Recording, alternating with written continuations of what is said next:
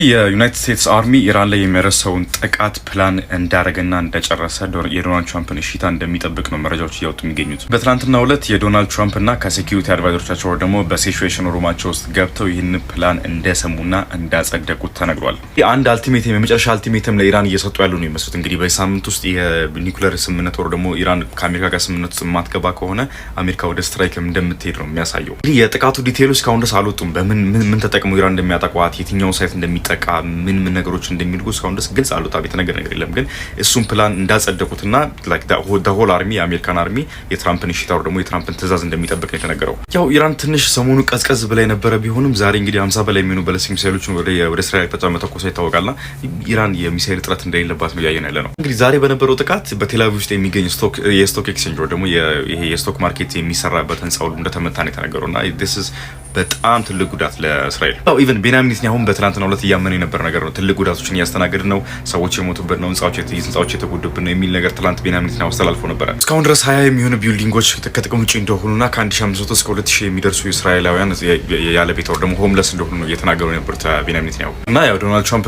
ትናንትና ከነበራቸው ሚቲንግ በኋላ የተለያዩ የሚዲያ ሰዎች ሲጠይቋቸው የፒስ ስምምነት ደግሞ ሲስፋየር አልፈልግም አይ ዋንት ኮምፕሊት ቪክቶሪ ነበር የሚለው። እስራኤል ያው በቃ ትክክለኛ እስራኤል ስራውን የምትሰራ ከሆነ አሜሪካ ኢንቮልቭ ማትሆንም የሚል ያው እስራኤል ስራውን ትሰራለች ማለት ያው ኢራን ዲስማንትል ማድረግ ኢራንን መጣል ማለት ነው ኢነሰንስ። እና ምንም ሲስፋየር የሚባል ነገር አይ ዋንት ኮምፕሊት ቪክቶሪ እና የኢራንን ኮምፕሊት ወይ ደግሞ አንኮንዲሽናል ሰሬንደር ያለ ምንም ቅድመ ሁኔታ ሰሬንደር እንድታደርግ ነው የምፈልገው የሚል ነገር ነበር ያስተላለፉት። within this week በዚህ ሳምንት ውስጥ የስምምነት ወሬዎች ደግሞ የፒስ ቶክ ማንሰማ ከሆነ በሚቀጥለው ሳምንት የአሜሪካ የዚህ ጦርነት ላይ ኢንቮልቭመንት is looking like imminent መፈጠሩ ማይቀር እየመሰለ ነው። የእስራኤል ኤር ዲፌንሶች እስካሁን ድረስ የሆነ አቅማቸው ትንሽ የተዳከመ ያለበት ሁኔታ ነው ያለው። ከዚህ ቀደም 90% የሚሆኑ ፕሮጀክታይሎች ወይ ደግሞ 90% የሚሆኑ ባሊስቲክ ሚሳይሎችን ኢንተርሴፕት የሚያደርጉት የነበሩት ኢንተርሴፕተሮች አሁን ላይ ሜቢ 60% 65% ነው ኢንተርሴፕት እያደረጉ የሚገኙት። እንግዲህ አዘ ሪዛልት ደግሞ በዚህ ምክንያት ብዙ ኢምፓክቶችን በእስራኤል ምድር ላይ እየተሰሙ ነው የሚገኙት። ቴል አቪቭ ላይ፣ ቤርሼቫ ላይ፣ ወደና ሃይፋ ላይ ብዙ ኢምፓክቶች እየበዙ ነው።